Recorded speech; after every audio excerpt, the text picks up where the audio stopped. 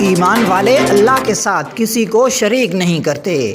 مشکلات میں صبر کا دامن تھامے رہیں۔ مسائل کا حل تقوی اختیار کرنے میں ہے۔ خطبہ حج۔ دین اسلام نے 1400 سال قبل پاکیزگی کے SOPs سکھا دیے تھے جو دنیا آج سیکھ رہی ہے۔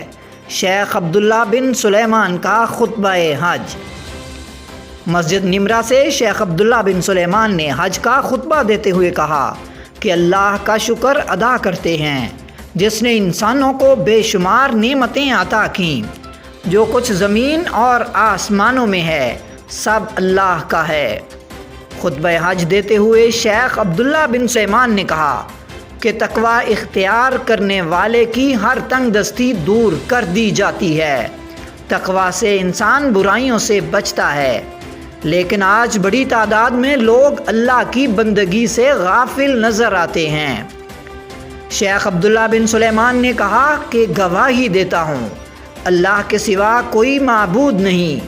قربانی اور عبادات خالصتاً اللہ کے لیے ہی ہیں اور سیدھے راستے پر چلنے والے کے لیے ہی نجات ہے۔ انہوں نے کہا کہ اہل تقوی کی صفات میں اولین صبر ہے۔ اللہ تعالیٰ نے خوشی اور غم دونوں میں صبر کرنے کا کہا ہے اور صبر پر کاربند رہنے والوں کے لیے خیر کی بشارت ہے۔ حضور صلی اللہ علیہ وآلہ وسلم نے اپنی زندگی خیر کے لیے وقف کی۔ خطبہ حج دیتے ہوئے شیخ عبداللہ بن سلیمان نے کہا کہ عبادات سے ہی مصیبت سے چھٹکارا ملتا ہے۔ اللہ ہر چیز کا خالق ہے، اس کے سوا کوئی معبود نہیں۔ مسلمان ہر طرح کی بدعت اور خرافات سے دور رہیں۔ اللہ کے حکم سے ہی مصیبتیں آتی اور دور ہوتی ہیں۔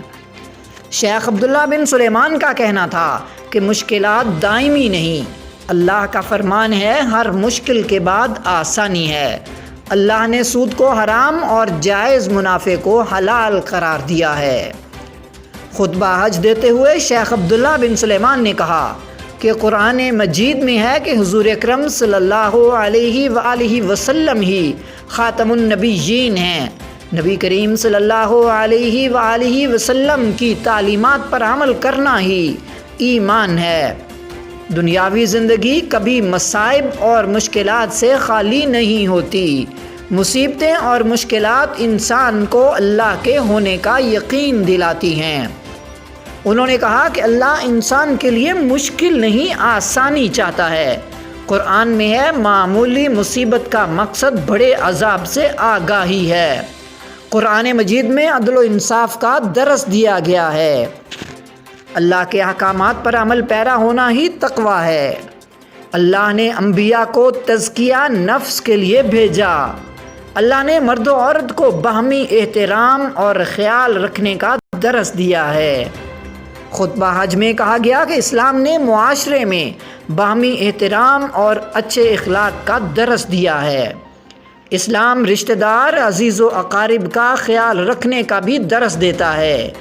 اس کے علاوہ اسلام غرباء اور مساکین کے حقوق کا تحفظ رکھنے کا بھی درس دیتا ہے۔ شیخ عبداللہ بن سلیمان نے کہا کہ اسلام صدقہ و خیرات کے ذریعے مشکلات حل کرنے کا درس دیتا ہے۔ اسلام کسی بھی قسم کے فتنے کو پھیلانے سے روکتا ہے۔